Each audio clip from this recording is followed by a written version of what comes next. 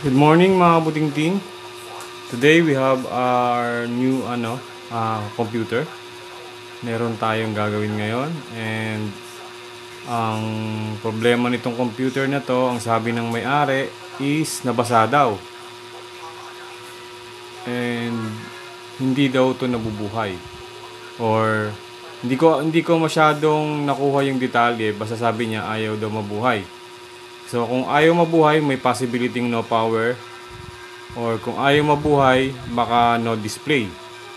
So let's check kung ano yung main problem ng computer na to, kung magagawa ba natin to or hindi. Okay, without a further ado, gawin na po natin tong computer niya.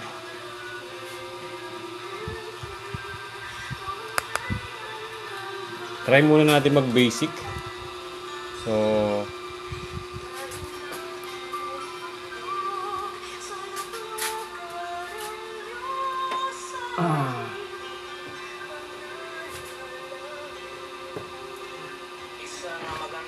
ang laki niya po, hindi siya kasya sa lamesa ko. Anyway, buksan na po natin tong ano niya.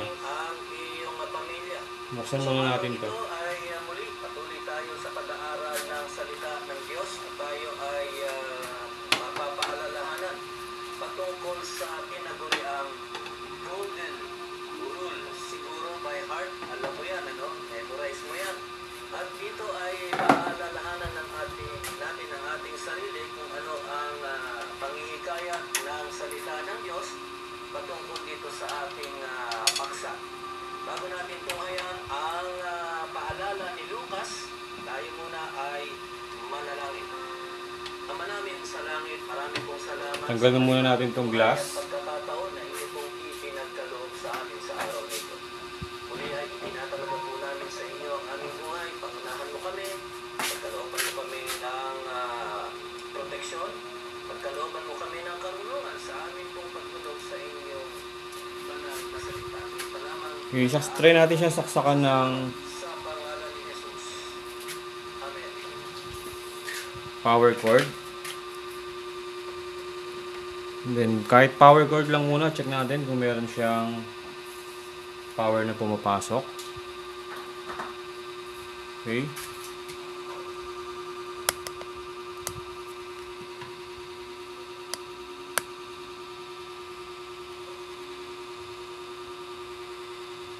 Wait lang, isin natin camera. Dito kaya natin ilagay. Natin ilagay yung ating camera. Okay.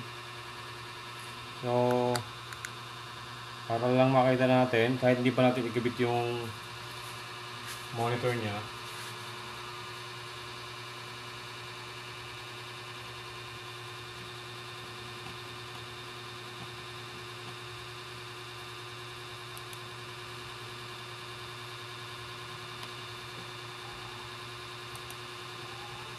Sige, try natin power on. Nakasaksak na yung meron siyang power. May power po siya, kabuting-ting. Meaning goods yung power supply. So, tingnan natin kung ano yung problema nito. Kakabitan ko siya ngayon ng tanggalin ko muna, patayin ko muna yung supply. Kakabitan ko siya ng monitor. Try natin ikabit ang monitor sa kanya.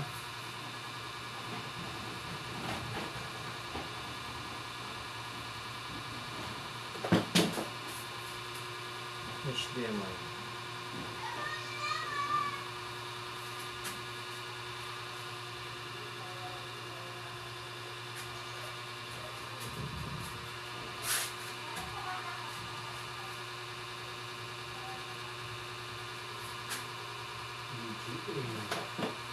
Try natin VGA muna.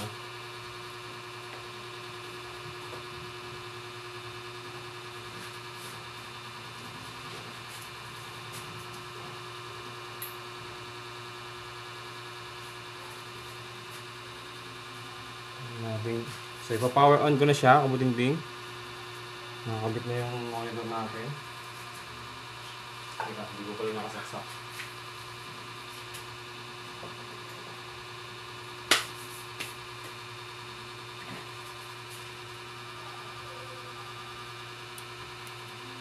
So, pinower on ko na. Then, yun yung monitor.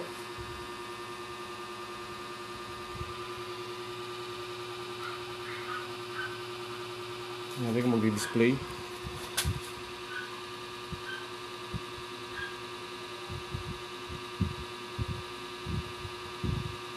So, ang problem pala nito is no display.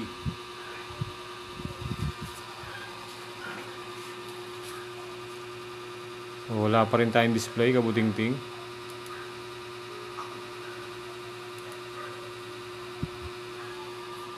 So, yun. So, walang display sa monitor. Try muna nating mag-basic. So, patayin natin.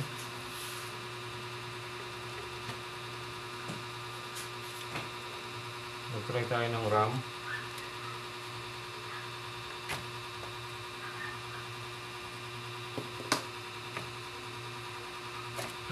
Isa natin yung RAM niya.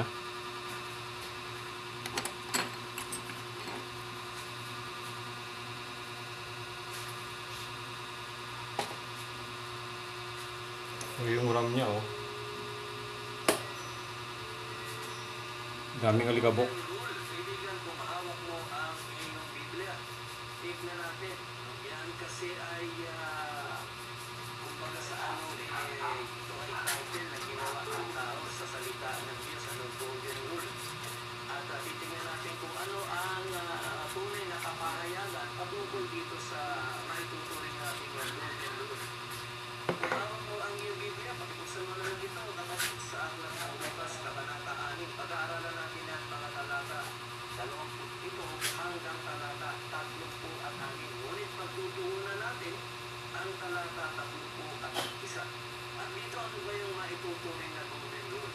Dito sa salita ng Diyos ay isa sa mga bahagi na maituturing nating Golden Rule ay ang paksa na pag-ibig maging sa ating mga kaaway. Ganito ang ating babasa dito. Luke 6 verse 31. Sa wikang Tagalog muna. Gawin ninyo sa inyong kapwa ang gusto ninyong gawin nila sa inyo. So, try natin buhayin. Siguro yung English mas kabisado mo. Gagamitin natin ang New International Version at ganito ang ating mababasa. And if you do good to those who are good to you, what credit is that to you? Dito So, sa power on na. Tagalog, anong positive to? Display, tingnan natin. Sa New English Translation, Mag-display. sinasabi naman dito, kung ang ginagawa mo lang ng mabuti ay yung mga tao gumagawa ng kabutihan sa iyo, ano naman ang paninabangan mo ron? Iwan sila, no? Although they are contrast, pareho naman ang kanilang Ayun, display na, kabuting-ting. in verses 27 to 38. So, display na. Talks about unconditional. Okay, may display na tayo ngayon. Narinig niya sa mga pulse ito, unconditional love sapagkat So, try naman natin yung isang RAM niya, isang memory. yung ginawa ng Panginoong Diyos, sa iyo lang kapalit yun. No? Try naman natin to. Ginawa tayo ng Panginoong Diyos. So, palitan natin itong isang goods to. Dito, Yung isang neck, isang RAM, display natin. kumbaga sa animals are actually actions na ginagawa ng narration. Kasi nakikayat ng Biblia is ito ay talagang ito ang mga katotohanan na kung ihahalin tulad natin sa tao, iba yung natural no? Natural kasi tayo merong divine. Kinakailangan yung divine ang ating susundin. These passages, verses 27 to 30, talks about unconditional love.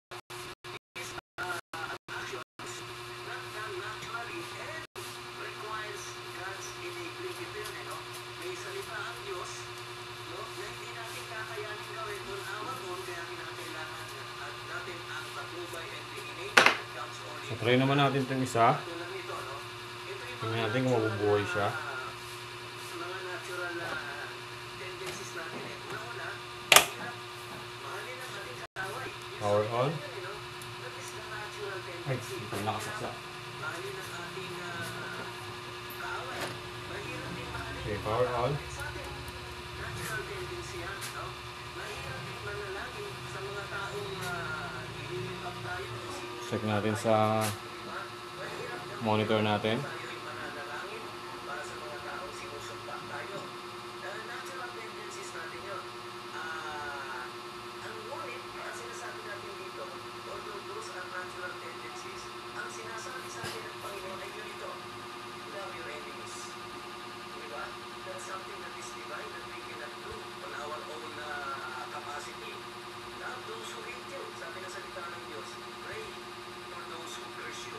Dito, kaibigan, treating others. So walang display pag yung isang memory ang nakakabit. Ano ang gusto natin mangyari sa atin? Ganun din ang gawin natin sa atin. Nasang display. Kung gusto natin, halimbawa, usually, Siguro dahil nandito siya sa isang slot. Kasi itong slot na to, gumagana siya dito sa RAM na to. So, try natin siya ilipat dito sa slot na to. Tingnan natin kung mabubuhay siya. ipakita mo po na ang pagmamahal mo sa kapwa. Now, how? Yung ating kapwa would respond sa iyong pagmamahal. If this na treatment, Ayan, try natin. ang ating tungkulin is to Kung mabubuhay siya dyan. iyakan yung sinasabi natin dito. Ito ang verse 31 na ating binasa. Gawin ninyo sa inyong kapwa ang gusto ninyong gawin nila sa inyo. Pareho to sa Matthew chapter 7 verse 12. Pag binasa mo yung Matthew chapter 7 verse 12, ito ay isa lang sa mga versions ng Golden Rule. Ano ba kaibigan? Yung maituturing natin Golden Rule. Ito ay pinapractice na ng tao. Ginagawa ito ng tao. Hindi pa ipinapanganak si Kristo. Wala pa rin siyang display, kabuting-ting. Ito ay ginagawa ng itong tao na pinagmulan ko at ito ay mula sa Diyos Ama. Alam naman natin yan agad. The Lord Jesus Hindi pa rin tayo Christ was nag-display. from eternity, beginning eternity, andun na siya. Try natin balik to. Ano mo kaibigan? Dito sa Try natin tayo ay pinaalalahan. What is helpful try natin ikabit tong goods. to us, Kung gagana siya. natin dapat yung ginagawa sa ating Kung kapwa. mabubuhay. Alam mo kaibigan, ito yung pinag-aaralan natin. Nabanggit ko nga kanina, no? This is a positive command. Kung ano ang gusto mo gawin sa iyo ng kapwa mo, gawin mo rin ito sa kapwa mo. So pag ito nakakabit, tong RAM na to hindi siya nagdi-display. Ayun oh, may display. Oh, nagdi-display siya. Yan oh. So ano sa palagay niya, kabuting-ting? Alam na. Okay, try natin ulit.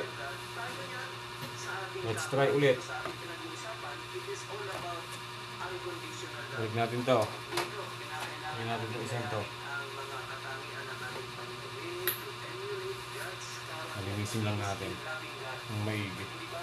He is a merciful God. All these virtues, we need to extend ito sa ating kapwa. Ito yung sinasabi natin dito. We do ourselves for others. Diba? Pinagkakalog natin ang ating sarili sa kapakinabangan o sa ikabubuti ng ating kapwa. Dito nga, diba? Yung ginawa ng ating Panginoon ang sakripisyo kasi. Maaaring hindi naman natin kayahin ang ginagawa ng ating Panginoon. Ngunit hindi natin ipagkaloob ang ating sarili upang matugunan ang mga kailangan ng ating kapwa at matalay tayo ng tulong sa kanila. Sabi nga sa rin sa salita ng Diyos, mga sulat ni Pablo, looking also for the interest of others. Kumbaga sa anong others first. At dito isa napakatang para sa atin. Kung mahal natin ang ating Nililinis ko muna itong RAM niya. Baka mamaya kasi ano eh. Iuhuli lang. sapagkat kung mahal natin ang ating sarili at tayo makasarili, tunay na kaibigan makikita natin ang pagmamahal natin sa ating kapwa. The natural tendencies of man is very different from the character of God. Na kailangan sundin natin ang ating Panginoon kung Try natin. Visual kabit. ang mga utos. Dito. Gawin sa inyong kapwa ang gusto ninyong gawin nila sa inyo. Okay, power on.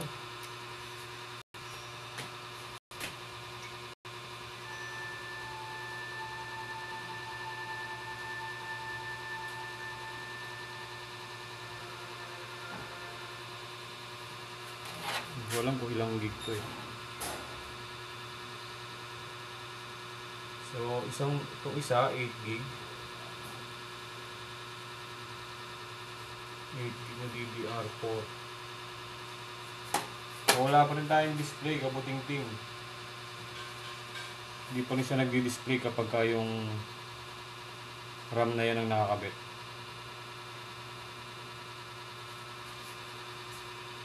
Napantay na kukuha ang display.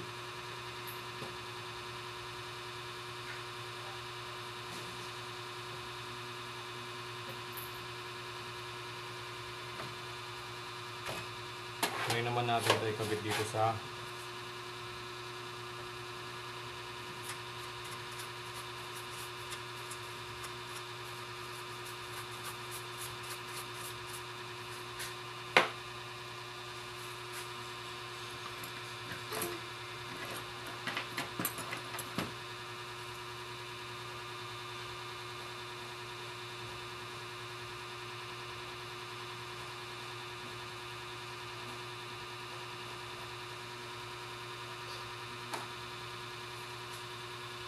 so ito-try natin itong ikabit dito sa dulo.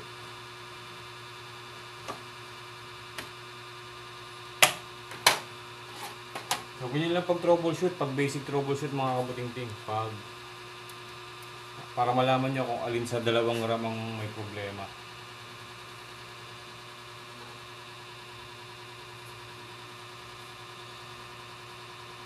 So meaning ito nag-display yan.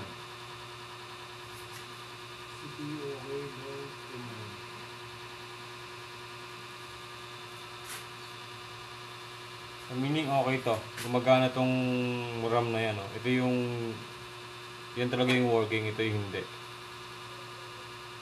Ito yung hindi. So, tingin ko may problema talaga yung isang RAM niya. Isang RAM stick niya. Kasi kahit itong buo, kahit saan ko ilagay, gumagana eh. Pero ito, pag nilagay ko rito, hindi siya gumagana.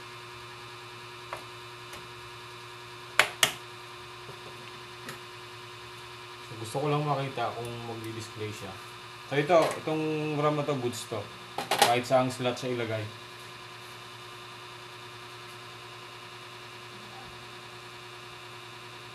Ganyan lang po pag basic troubleshooting. Halimbawa, para malaman nyo, meron kayong dalawang RAM stick. Para malaman nyo dun sa dalawang RAM na yon, isa-isa lang muna ang kakabit nyo. Nayan nyo muna itong isa. Pag hindi nag-display, try nyo yung isa. Pero same slot lang din. Then, pag gumagana siya dun sa, pag itong isang RAM gumagana dun sa unang slot na pinaglagyan mo, try mo sa pangalawang slot na ano. Pag gumagana pa rin, ibig sabihin, goods yun. O ngayon, ito, hindi siya gumagana. O, kahit saang slot. Meaning may problema yung RAM stick niya. So, tingin ko mga kabuting-ting, ano na to, fix na tayo rito sa issue ng computer ng ano natin, customer natin. Kasi yan o, walang display. Pag tinanggal natin tong yung RAM na yan, so ito yung nagkokos ng no display sa kanya. So basically pag no display, it's either marami kasi yan eh. Pwedeng yung mga basic lang, pwedeng RAM lang, pwedeng video card. Yan. Try natin. Yan yung gumagana ng RAM eh.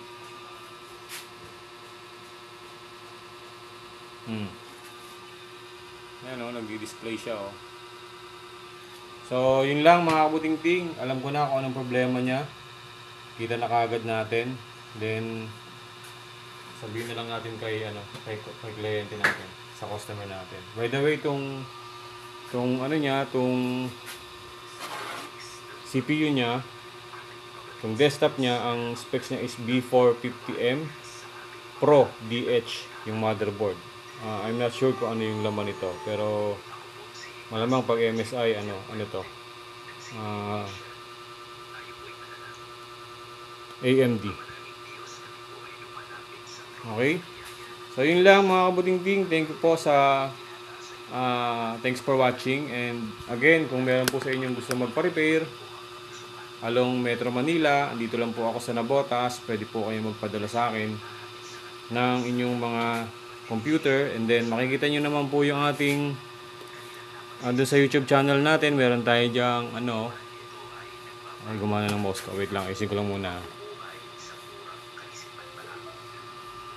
Yan. Sa YouTube channel natin, papakita ko po sa inyo ha.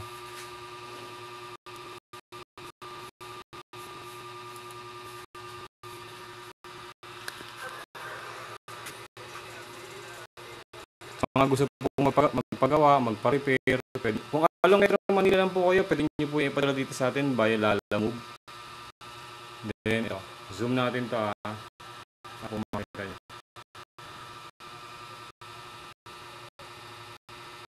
So, nakikita nyo po itong home. Ito yung cursor ko, yung home.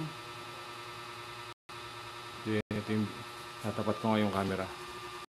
Medyo mahirap magalaw.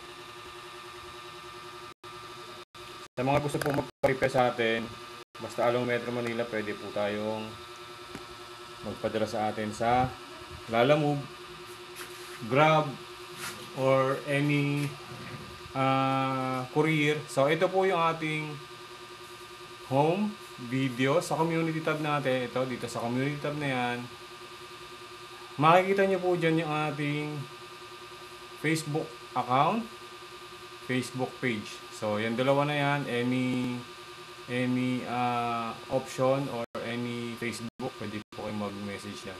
So, pero mas mas lagi pong naka-open yung Facebook account natin. Kasi pag nag-chat po kayo sa Facebook page, lilipat pa ako sa aking Facebook page account. Minsan hindi kagad ako nakakalipat. So, kung meron po kayong gustong ipagawa, pwede po kayo mag-message sa ating YouTube channel or dito sa ating Facebook account. So, nandito lang po ako sa Nabotas. Basta po sagot niyo po ang shipping sa Lalamove or Grab. Then pag hindi po natin na fix, hindi ko na po kayo sisingilin, wala po tayong bayad doon. No fix, no pay. Pero naniningil po ako ng payment kung ako po ang pupunta sa bahay nyo. Pero ayoko po, hindi po ako nag-home service pag malayo dito sa Nabotas. Basta along Nabotas, nag-home service po ako. So yun. Then ina-advise ko naman din po kay customer kung yung computer niya is hindi kaya ng home service dahil board level ang issue. So meron naman po tayong mga gamit dito, may mga tools tayo rito para ma-repair po natin yung board issue ng computer niya. Kaso syempre pag board level, it's a 50-50 chances. Meaning po yung pong repair natin pagka motherboard, pwedeng mabuhay, pwedeng mamatay. Ganun po talaga pag board level. So, makikita nyo naman po sa mga repair ko dyan sa YouTube channel ko, hindi naman po lahat yun repair. Hindi naman po yun nare-repaired natin. Yung iba po doon, yung iba po doon hindi nare-repair. Yung iba nare-repair natin. So, yun mga kabutingting, again, thank you po sa inyong pagsuporta sa ating YouTube channel. Again, kung meron po kayong mga katanungan at kaya po nating sagutin with regards to repair, mag-message lang po kayo. Pero kung halimbawang hihingi po kayo ng yung parang magpapaguide po kayo sa akin, hindi ko naman po yun mapapromise sa inyo na maiga-guide ko kayo lagi. Kasi meron din naman po akong ginagawa dito. So ayun, kung medyo malapit lang naman po kayo, pwede po kayong pumasyal dito sa akin para natin yan, ma-diagnose natin yung computer problem nyo, yung laptop. Pagka diagnosing naman, pag magpapadiagnose kayo, so doon naniningil po ako kasi yung ibang mga customer, minsan tech-tumer siya kung tawagin technician customer. So aalamin lang kung ano yung sira ng computer. So halos karamihan, ganyan na nangyayari ngayon. Aalamin yung sira ng computer niya, papadiagnose sa technician, tapos pag alam niya na kung ano yung sira, siya na lang gagawa, i-YouTube niya yun. So kaya ako po ngayon is naniningil po ako pag-diagnose. So pag-usapan na lang natin kung magkano po yung payment sa diagnosing ko. Magano lang po kayo. Message lang po kayo sa ating Facebook account and Facebook page. So yun lang mga kabutingting. Again, thank you po sa inyong lahat and continue to watch po sa ating YouTube channel. Baka po mag-apply pa po ako sa susunod na mga araw ng another repair natin. Okay? So maraming salamat mga kabutingting. God bless po and have a nice day po sa inyong lahat. Bye-bye.